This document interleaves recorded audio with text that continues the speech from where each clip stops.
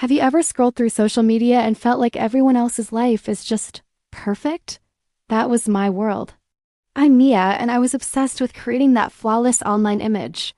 Picture perfect lattes, designer outfits I could barely afford, and vacations that were more about the photos than the experience. I poured my heart and soul into every post, curating every single detail. But the likes, they just weren't coming. The numbers were stagnant, and I felt this crushing weight of failure. My follower count felt like a grade, and I was failing. Then a little voice started whispering in my ear, the voice of the algorithm, the devil on my shoulder.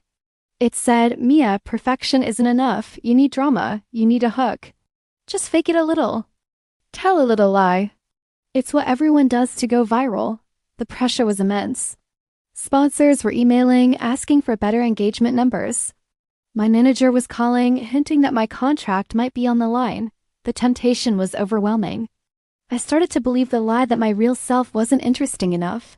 I had to become someone else, someone more exciting. Someone who could grab the internet's attention even if it meant leaving the real Mia behind. The perfect life wasn't working, so maybe a perfectly fabricated lie would. I was so close to giving in. I had the photo ready, a stage shot in a luxury car I didn't own, with a caption hinting at a surprise gift from a secret admirer. My finger hovered over the post button. It felt like the key to everything I wanted.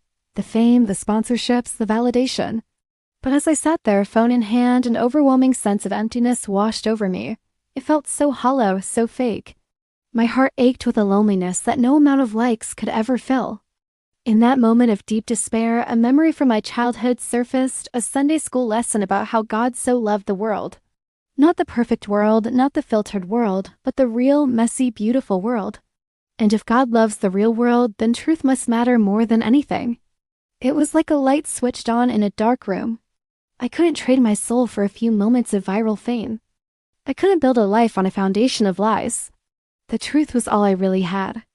That night, I went up to the rooftop of my apartment building. The city sprawled out below me, a million tiny lights twinkling in the darkness. It was quiet up there, just me and the stars.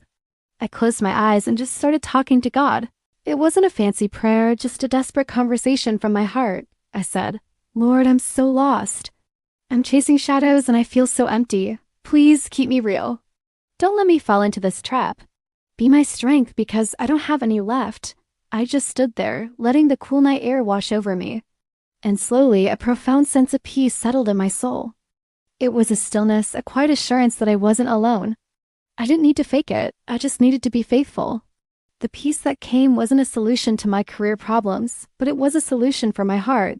It was the strength I had asked for. The next morning, I knew what I had to do. I deleted the fake luxury post. Instead, I set up my phone, took a deep breath, and hit record. I didn't have a script, I just spoke from the heart. I talked about the pressure to be perfect, the temptation to lie, the loneliness of chasing likes. I shared my struggles with anxiety and how my faith was the only thing keeping me grounded. I admitted that my life wasn't a highlight reel. It was raw, it was vulnerable, and it was the scariest thing I had ever done. I posted it, my hands shaking, and then I turned off my phone, terrified of the backlash. When I finally dared to look a few hours later, I was stunned. The video was exploding. But it wasn't just the views, it was the comments. They were different. Instead of just cute outfit or love this, people were sharing their own stories. I feel this so much. Thank you for being real. Your honesty is so refreshing.